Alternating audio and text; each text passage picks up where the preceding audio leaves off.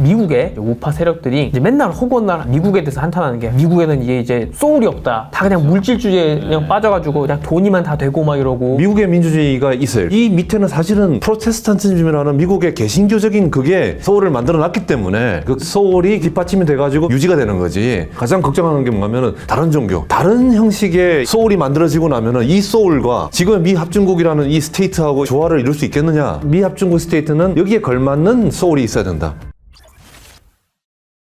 네, 국제 시사문예지 파도입니다. 요번 시간에 소개를 해드릴 기사는 국가가 국민의 영혼의 정신을 어떻게 주조해 나가는지 이런 역할들도 이제 하고 있는 나라들의 얘기를 하면서 요거에 대한 이해를 리버럴 관점에서도 좀 많이 넓혀야 다른 체제에 대한 이해를 높일 수 있다라는 이제 그 글이었는데 사실 되게 철학적인 얘기거든요. 정치 철학의 고대까지 거슬러가는 저희 본질에 들어가는 것이기 때문에 이 기사 제목은 이제 국가 통치에서 영혼 통치로 라는 제목으로 했는데 원제는 From Statecraft to Soulcraft인데 스테이트크래프트라고 그러면 기본적으로 국가를 이렇게 통치하는 건데 국가라는 게 사실은 더 깊게 들어가면은 사생활이라든지 그 사람의 세계관, 태도까지도 국가는 결국 만들어낸다는 생각을 하거든요. 그러니까 예를 들면은 요즘은 우리 생각에는 인간이라는 거는 헌법만 잘 지키면 돼. 법만 잘 지키면 되지. 그 다음부터 사생활을 한다든지 아니면 교육을 한다든지 취미생활을 한다든지 일상적인 생활까지는 국가는 타치 안 하잖아요. 우리 생각에는 헌법 법률이라는 게 이거 하지 마. 이 선만 넘지 않으면 나머지는 다 오케이 말하잖아요. 근데 옛날에 고대 같은 경우 그게 아니고 하나의 덩어리처럼 사람을 보는 거예요. 그래가지고 헌법도 최종 목표는 인간을 갖다가 훌륭한 삶으로 가기 위한 교육이라고 말해요. 헌법기관도 다 교육기관이고 법률도 교육하는 거고 경찰도 교육하는 거고 대통령도 총리도 다 교육을 담당하는 사람들이에요. 그러니까 기본적으로 위정자라는 거는 그 국가를 담당하는 이 시스템이라는 거는 기본적으로 다 교육이에요. 그래서 서양 이야기 말고 갑자기 동양 이야기 하더라도 그 주작이라고 있잖아요. 주작에 보면은 한자라고 신민이냐 친민이냐 논쟁이 좀 있는데 신민이라는 게 뭐냐면은 리뉴라는 뜻이에요. 새롭게 만들다, 갱생한다, 다시 만들다는 뜻이고 민자면은 백성민이에요. 그러니까 백성을 다시 만든다. 야, 국가가 이렇게까지 개입을 해. 사람을 갖다가 새로운 사람으로 다시 태어나게 만들겠다. 이게 주자학자들의 목표였거든요. 국민윤리라는 게 있잖아요. 서양에서 예컨대 시빅 에틱스 이런 거 하면은 아마 영미 쪽 사람들 이런 사람들 깜짝 놀랄 거예요. 국가가 윤리에 왜 관여를 하냐고. 국가는 헌법하고 법률만 잘 지키도록 말을 해야 되지. 이 사람들이 어떻게 생활하고 뭐 신독을 하고 뭐 이런 거 있잖아요. 뭐 극기복례 뭐 이런 거 있잖아요. 자기를 갖다가 이겨가지고 얘를 찾고 하는 그거는 그 전체주의 국가에서 준하는 거지. 자유민주주의 국가에서는 그렇게 하는 건 아니거든요. 그러니까 사실은 저 서양의 관점에서 봤을 때 한국이 아직까지도 국가가 도덕을 가르치고 윤리를 가르치는 거는 굉장히 놀랍고 아 한국은 아직까지 소울크래프트를 하고 있구나 이렇게 생각할 수 있죠. 좋게 말하면 소울크래프트하고 나쁘게 말하면 이제 국가가 너무 인간의 사적인 생활에 개입하는 거죠. 그러니까 기본적으로 얼마나 멋진 말이에요. 사실 생각해 보세요. 국가의 모든 목표, 헌법도 그렇고 법률도 그렇고 경찰도 검찰 모든 이 국가와 관련된 것들은 사실은 결국은 국민을 가르치려는 거다. 국민을 갖다가 더 좋은 사람이 되도록 만드는 그런 거다. 우리가 사람을 붙잡아가지고 깜빵에 집어넣는 것도 다 그것은 훌륭한 사람이 되기 위해서 우리가 이렇게 부추기는 거지 야단치는 거 아니다 이렇게 말하는 거죠. 그러니까 국가는 에듀케이션이다. 얼마나 듣기 좋아요. 그런데 사실은 이야기 들어보면 좀 무서운 얘기일 수는 있죠. 네. 보통 우리 은어로 감옥을 학교라고도 그거 굉장히 고대적인 관점이네요. 어쩌면 그 유구한 소울크래프트 전통에서 감옥을 학교라고 부르는 그게 있는 걸지도 모르겠네요. 대표적인 사례가 뭐 이제 러시아나 중국이나 이런 사례들을 놓고서 얘기를 할 때 서구에서는 일반적으로 이런 사회를 바라보는 관점이 좀 약간 편향돼 있다라고 지적을 하는 거예요. 이런 나라들은 어떤 특정한 가치라든지 이런 게 없고 전제주의적인 억압과 뭐 이런 것만 있다고 생각을 하는데 실제로는 저희가 여기 소개한 글의 이 필자는 오히려 중국이나 러시아 이런 데들이 가치가 없는 게 아니라 오히려 가치나 이런 걸 넘쳐나고 있어서 그래서 이제 이런 그 국가 체제나 이런 걸 하고 있다라고 얘기를 해요. 특히 저는 가장 이게 두드러진 거는 러시아라고 생각을 하는데 왜냐면 러시아는 일단은 소련 체제가 무너지고 나서 한동안 이제 푸틴이 들어오기 전까지는 자본주의로 이행을 하면서 어느 정도 약간 아노미 상태 같은 그 공산주의라고 하는 일종의 약간 종교적인 느낌이 좀 있잖아요. 훌륭한 나라를 만들겠다. 이러다가 갑자기 아니야 우리는 그냥 세속국가로 가자는 거 아니야. 자본주의 하자. 그러니까 마음 좀 공허함 같은 게 있었겠죠. 네. 네. 근데 그랬다가 이제 푸틴이 이제 들어오고 나서부터는 어느 정도 조금씩 러시아 정교의 이거를 기반으로 해서 점점 그런 이제 사회로 이제 변화를 해왔거든요. 어떤 일까지 발생을 하냐면은 미국의 극우에 가까운 그런 이제 우파 세력들이 이제 맨날 허구한 나라 미국에 대해서 한탄하는 게 아 미국에는 이제 소울이 없다. 소울이 없다 그죠? 네, 영혼이 없고 다 그냥 물질주의에 그냥 빠져가지고 그냥 돈이만 다 되고 막 이러고, 특히 미국의 그런 종교적인 어떤 성향이나 이런 것들을 강조하는 우파들이 나름 이상향 쪽으로 묘사를 하는 게 이제 러시아거든요. 러시아를 봐라. 러시아는 그 풍부한 러시아 정교회 그 전통을 가지고서 사회도 어느 정도 그렇게 유지하고 사람들은 성스러움을 갖다 추구하고 말이죠. 예. 그렇게 하고 있고, 러시아는 일단은 푸틴 본인이 항상 군이나 이런 것들도 종교적인 그 성향 이런 것들을 기반으로 해서 정신무장부터 시키고 이제 하려고 하고 있거든요. 푸틴의 브레인이라고도 불리는 이제 알렉산드르 두긴이라는 사람이 이런 그 성향을 계속 앞장서서 제시를 하고 있는 사람이에요. 러시아 사회는 소련이 이제 해체를 해버리고 그러고 나서는 방향을 잃어버린 거죠. 그쵸. 예. 그러고 나서 두긴이 이제 어느 정도 본인이 정치적인 영향력을 획득을 하고 나서 시작한 거는 군 장교들이나 이런 사람들의 정신 어떤 세계나 이런 가치관을 러시아 정교회에 이제 맞춰서 이렇게 부합하도록 만드는 걸 제일 먼저 추진을 합니다. 그러니까 나름대로 이 러시아적인 어떤 영혼을 이제 만들려고 하는 거죠. 그리고 이게 얼마나 정말 그렇게 구현이 됐는지 이런 거는 사실은 알기는 어려워요. 근데 그럼에도 불구하고 푸틴과 그리고 두긴이 이제 어느 정도 이렇게 만들어 놓은 러시아의 모습이 미국의 약간 종교적인 성향이 내려 가지고 있는 우파들 입장에서는 그게 되게 긍정적이고 이상향처럼 보인다는 거예요. 미국에서는 이제 어느 순간 갑자기 정신적인 공허라든지 이런 것들을 보고서 대안을 찾으려고 하는데 이 사람들이 이게 저 올바른 대안인지 이거는 제가 뭐 여기서 판단을 해서 말씀드릴 수 있는 부분은 아니지만은 어쨌든 그런 대안 중에 하나로 러시아를 바라보고 있다는 거죠. 중국의 사례도 얘기를 하는데 중국의 사례는 저는 이제 보면서는 애매한 부분들이 있어요. 왜냐면 중국은 기본적으로 공산주의 무신론을 기반으로 하잖아요. 영혼의 그거를 말하기는 좀 어려운 것 같거든요. 근데 그런다고 해서 중국 공산당이 딱히 그렇게 뭐 유교 이거를 강력하게 내세우느냐 하면은 또 그런 느낌은 저는 받지는 못했고요. 근데 제가 봤을 때는 중국 사람들 만나보면은 그다지 공산주의 국가 같지는 않아요.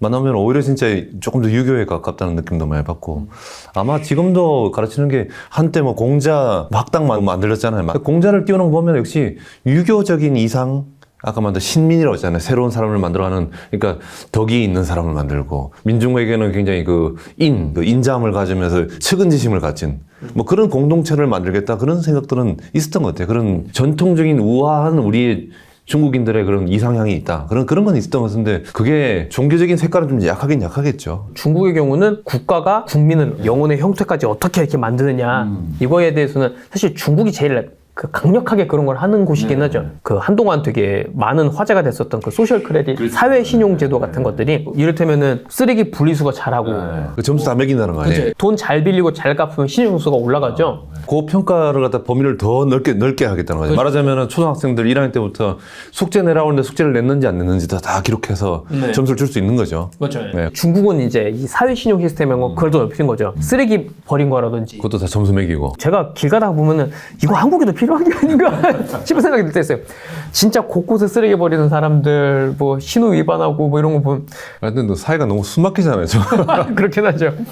중국이 이제 이런 제도를 한 2000년 초반에 이제 해가지고, 그때 이제 한국 언론에서도 야 중국 이런 걸 한다 해서 막 되게 대서특필하고 이랬던 걸 그 제가 훨씬 어릴 적에 읽었던 기억이 납니다. 그러니까 그 실상은 사실 우리가 생각하는 만큼은 아니긴 하지만은 어쨌든 중국이 이제 이런 식으로 제도를 운영을 하고 있다는 거는 중국 정부가 국민을 어떻게 이제 양성을 하는지 이런 것들에 대해서 매우 생각을 많이 하고 있다는 지금 그 산영신용 또 한국에 도입하고 싶은 거 하나는 더 있어요. 침 뱉는 거. 나는 침 좀 안 뱉으면 좋겠어요. 침 뱉으면 좀 점수를 확 깎아가지고. 저희들도 사실은 온전한 자유민주주의자는 못 되는 거죠. 근데 벌써 우리도 자유민주주의자인 게 약간 있는 게, 이렇게 사회생활에서 통제가 좀 많아지면 벌써 우리 머릿속에서는 이분법을 하잖아요. 자유주의 국가냐 아니면은 자유주의적인 게 없고 조금 더 통제한다고 생각하면 우리는 머릿속에 벌써 전체주의 국가라잖아요. 그죠. 그러니까 전체주의 국가를 해가지고 나쁜 놈들 이렇게 돼버리거든요. 네. 이 글 자체가 뭔가면은 우리가 고대, 중세, 그다음 지금 많은 나라들이 원래 이렇게 소울크래프트 하는 나라들이 원래 많고 어쩌면 이게 더 줄이었을지 모른다. 그러니까 그런 나라를 보자마자 저기는 보니까 전체주의야 하면서 나쁜 놈 이렇게 말하지 말라는 얘기 하는 것 같아요. 네. 무작정 소울크래프트의 이런 시도라든지 이런 것들에 대해서 부정적으로만 볼 것이 아니고, 또 사실은 자유민주주의의 총본산이라고 할 수 있었던 미국에서도 지금 이제 그런 움직임이 그렇죠. 일어나고 있으니까요. 그러니까 지금까지 이제 보수 쪽 위주이긴 하지만은 그 안에서 기독교적인 가치관이라든지 이런 것들을 다시 부활시키고 이제 그런 얘기들을 많이 하는데 이제 그러면서 얘기를 하는 거는 제가 이 글에서 가장 중요한 포인트라고 생각하는 거는 이를테면은 가장 뭐 저희 많이 얘기하는 게 정교 분리 식으로 이렇게 해놓기 때문에 자유민주주의는 중립적이다. 네. 종교의 힘을 빌리지 않더라도 그냥 그 자체가 굴러갈 수 있다는 거잖아요. 네. 예. 근데 글에 이제 저자가 하고 있는 얘기는 사실은 종교나 이런 힘이 없이 국가가 알아서 잘 굴라고 했던 거는 지극히 예외적으로 최근에만 있었던 일이고 옛날 고대 뭐 플라톤까지 거슬러 올라가서부터 비교적 최근에 이렇게까지 거의 대부분은 국가라는 조직은 원래 단순히 뭐 행정이라든지 뭐 법이라든지 이런 것뿐만 아니라 구성원들의 어떤 소울까지도 주조를 해주는 게 원래 국가의 다 역할이었고 문제는 만약에 그런 게 없이도 인간이 그냥 잘 살 수 있다면 괜찮은데 조금씩 특히 이제 서구 이쪽에서 발생을 하는 게 그 어떤 공허를 이 구성원들이 느끼고 거기에 이제 막 흔들리고 있는 거죠. 그러니까 인간은 기본적으로 최소한의 삶이 아니고 뭔지 이상을 쫓아가고 있는 그런 종교적 감성, 그게 몸에 있다는 거 아니에요.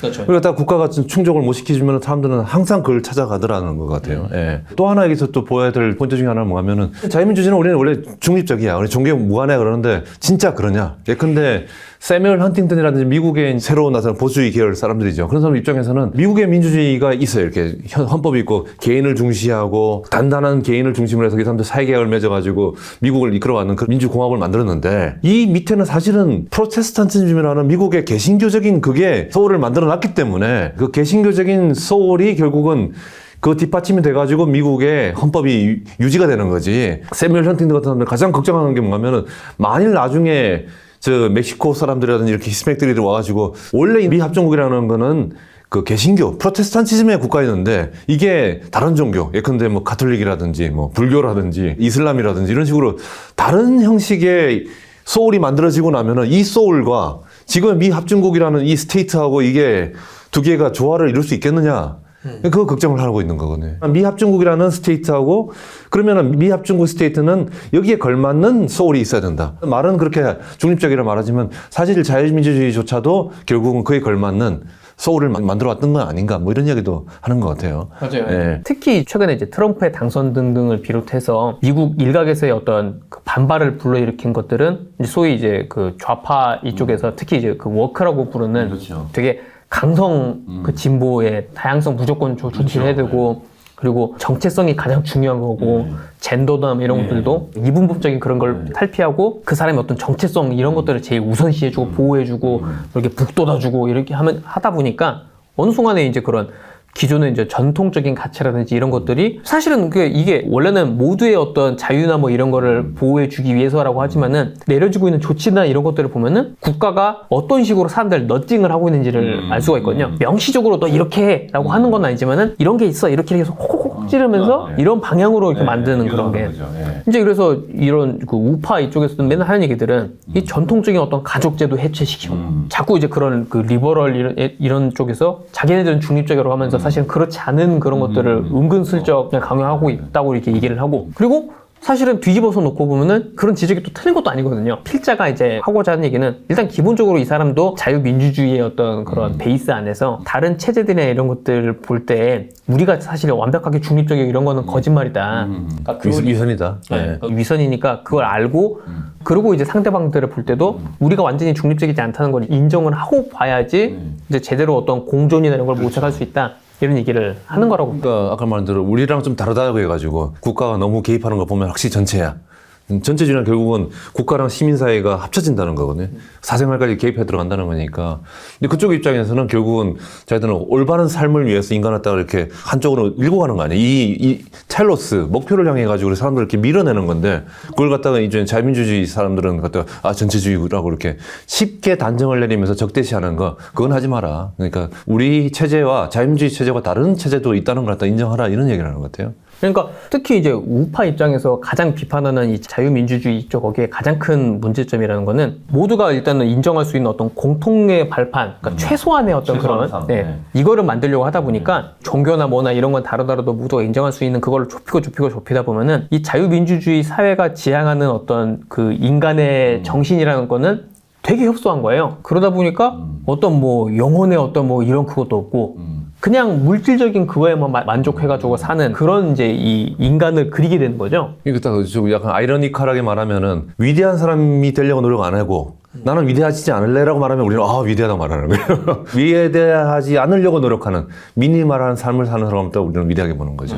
예. 근데 문제는 이게 어떻게 되냐면은 이 관점을 유지해서 가면은 결국은 공동체를 유지하기 위한 헌신이나 이런 걸 만들어낼 수가 없는 거예요. 그렇죠. 왜냐면은 최소한으로 놓고 봤을 때 제일 중요한 거는 그냥 내가 법을 지키고 그냥 내가 살아남는 게 중요한 그렇죠. 거잖아요. 내 물질 그걸 유지를 하고. 근데 공동체라는 게 사실 유지가 되려면은 누군가는 헌신을 또 해야 되고 그거에 대해서 인정을 해주고 뭐 이런 것들이 있어야 되는데 모두가 다 자기 보신에만 신경 쓰게 되면은 자연스럽게 이런 그게 될 수가 없죠. 그리고 그렇게 이제 공동체가 해체되고 이런 경험을 하는 사람들이 생기니까 그러다 보니까 오히려 미국이나 이런 데서 보면은 문제아처럼 행동하고 살던 친구들이 어느 순간 갑자기 이슬람교에 심취를 해가지고 갑자기 그 수염을 막 기르면서 이름도 무슨 이런 케이스들이 나오거든요. 인간은 기본적으로 어떤 의미를 필요로 하는데 거기다가 이제 또 그 미국 주류 사회에서 약간 이슬람에 대해서 약간 배척하는 그게 있으니까 어떤 그런 사춘기적인 어떤 반항심과 함께 그런 케이스도 옛날에 보면은 적지 않았거든요. 이런 얘기들을 이렇게 보다가 보면은 저는 자연스럽게 이제 생각이 드는 게 그러면 한국은 어떻게 될까라는 이제 생각을 하게 돼요. 사실은 이런 논의들 대부분은 지금 이제 서구 뭐 유럽이나 미국에서 특히 이제 주로 약간 우파 이쪽 거기에서 문제를 많이 제기했었고 이제 최근 들어서는 이제 트럼프가 승리하고 막 이렇게 이제 지각 변동을 겪고 나니까 이제는 이제 약간 좌파 성향의 이제 지식인들도 우리가 이거 뭔가 잘못 생각한 거겠다. 다시 한번 좀 생각을 해봐야 되겠다. 라고 해가지고 이제 이런 문제들을 이제 좌파 쪽에서도 주시를 하고 있는 상황인데 사실 한국은 이런 그거에서 많이 동떨어져 있어요. 그리고 제가 궁금해서 한국의 종교, 신앙 그런 것들에 대한 좀 실태나 이런 설문조사 같은 걸 좀 찾아봤는데 인구의 이제 퍼센테이지를 놓고 봤을 때 자기 스스로는 뭐 무신론이든 아니면 그냥 신앙이 없든 그렇게 답하는 사람들의 퍼센테이지를 해보면은 한국이 그때 갤럽에서 전 세계 국가들을 대상으로 조사를 한 게 있는데 거기에서 비종교적 성향을 갖고 있는 사람들 그 국민 비율이 한국이 5위로 나왔었어요. 제가 봐도 그래요. 제가 봐도 한국은 그렇게 종교적인 나라는 아니에요. 우리의 종교는 가장 쉬운 종교는 뭐 우리 민족에 대한 내셔널리즘 하나 있는 것 같고 그쵸. 그거는 뭐 다 공유하고 있는 것 같고 두 번째는 세속적인 거 좋은 집 구하고 좋은 차 사고 하는 그런 거죠. 그러니까 아직까지 한국에서는 어떤 뭐 영혼의 공허라든지 이런 것들을 얘기하는 건 잘 못 봤어요. 제가 생각할 때는 한국 사람들은 여전히 일단은 이 자기네들끼리 경쟁, 그러니까 이제 그게 보통은 이제 어떤 물질이나 그냥 사회적 지위 뭐 이런 것들을 통해서 나타나는데 그냥 거기에만 이제 매몰이 돼 있다 보니까 아직까지 그런 영혼의 공백 같은 거를 느낄 그게 없는 건 아닌가 하는 생각이 들더라고요. 그래서 제가 요새 많이 하는 생각은 지금은 당장은 아닐지라도 어느 순간에는 이 사람들의 어떤 정신적인 공허라든지 이 공백감 이런 것들을 한국이 어떤 기성 종교가 다시 부흥하는 형태로 나올지는 잘 모르겠어요. 근데 그보다는 어떤 다른 형태로 나올 수 있는 가능성이 더 있다고 보는데 옛날에 그 80년대 이제 이런 때 이제 민주화 운동하고 막 이랬던 그렇죠. 분들 중에 87년 개헌되면서 이제 어쨌든 민주화 운동의 어떤 큰 그거는 과제가 해결이 되잖아요. 그렇죠. 예. 근데 그러고 나서 민주화운동 앞장섰던 분들이 어떤 사명을 달성을 하고 나니까 갑자기 돌을 닦는다든지 막 그런 그 케이스를 많이 봤었어요. 제 주변에는 주역 공부하시는 분 많아요. 네, 그렇죠. 이게 한국에서도 분명히 이제 어떤 그런 공백이 있어요. 북인이 맨날 강조하는 거는 리버럴리즘에 소울이 없다라는 거는 결국 초월이 없다는 거예요. 트랜센던스예요. 그렇죠. 그러니까 물질 세계 뭐 이런 거를 뛰어넘는 의미, 그게 이제 신이 될 수도 있겠지만 꼭 신이 아니더라도 어떤 그런 의미를 계속 희구하고 이제 이게 인간 영혼의 어떤 욕망, 가장 이제 본원적인 그런 욕구라고 이제 얘기를 하는데 리버럴리즘이나 이런 거에는 이 내 삶 이후에 대한 그게 없거든요. 종교 하시는 분들 얘기 들어보면 쾌락 중에서 가장 강력한 쾌락이 종교적 쾌락이라고 하거든요. 종교적인 인간의 그런 엑스타시라든지 그런 즐거움. 그 즐거움이라는 거는 워낙 높기 때문에 이 즐거움을 사람들은 맛을 본다든지 하면은 빠져들 수밖에 없다. 그러니까 인간은 원래 그걸 마지막 남은 그 즐거움을 향해서 갈 수밖에 없다고 종교학자들은 그렇게 이야기를 해요. 그러니까 그렇다면은 결국 인간이 가지고 있는 그 아까 말한 대로 그 의미를 찾는다 그러면 그 종교적인 인간의 그 행복감, 즐거움, 엑스타시. 그 엑스타시가 어느 순간은 또 갑자기 사람들이 쫙 몰려서 갈 가능성은 있는 거죠. 한국 사회가 그걸 갖다가 고등 종교가 아주 수준 높은 고등 종교를 하다 만족을 못 시켜주고 있는 것 같으니 그렇다면 어느 순간에는 또 다른 종교 형식으로 빠져들을 수 있는 거죠. 근데 그 말씀 또 듣고 보니까 결국은 자아를 뭔가 초탈하는 경험을 하는 거잖아요.